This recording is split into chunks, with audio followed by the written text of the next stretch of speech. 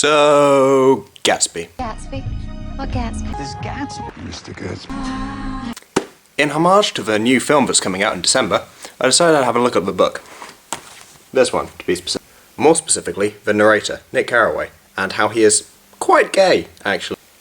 Now, I know what you're thinking. Nick Carraway was engaged? Yes, he was engaged. In fact, he goes ahead and describes Jordan Baker as hard, muscular, boyish, and with a posture that of a young cadet. And a slender, small-breasted girl with an erect carriage. Another quick thing here. The name, Jordan? That's quite a manly name. Basically what Nick Carraway here is doing is bringing forward this girl and describing her in all sorts of manly ways to kind of say, look, this is my girlfriend. Yeah, she looks like an axe and is kind of just like a man. But she's a girl, right? Surely that counts? Yes, Nick, it sort of counts. Well, not really, actually.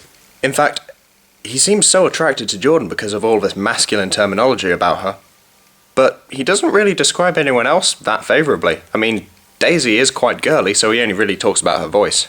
Gatsby, on the other hand? Mr. Gatsby. Mr. Gatsby. Mr. Gatsby. Now, Gatsby is someone he's interested in. He talks about Gatsby as having something gorgeous about him, and his tanned skin was drawn attractively tight across his face. See, he's even openly admitting that Gatsby is attractive to him. He's also saying that Gatsby has a romantic readiness about him.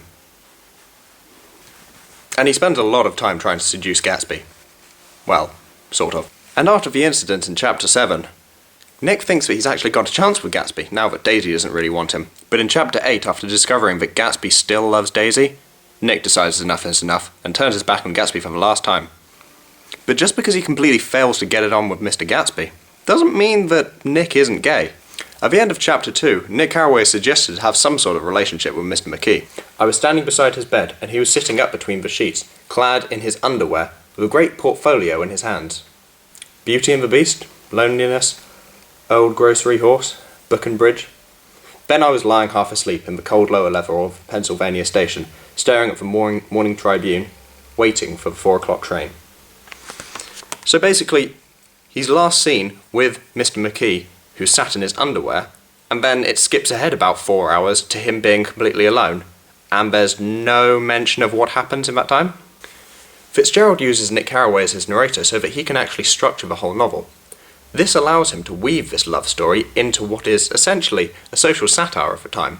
In the book, Nick Carraway is often criticising the norms of what is socially acceptable, but by weaving this love story into the narrative, he's kind of tying the two together.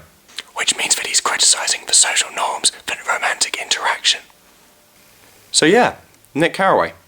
Actually quite gay. I just want to give a quick disclaimer here. This is all actually just my interpretation. There's no real genuine evidence behind it. But if you interpret it differently, let me know in the comments. See you later, people. Oh, and just so you know, that falling off my bike.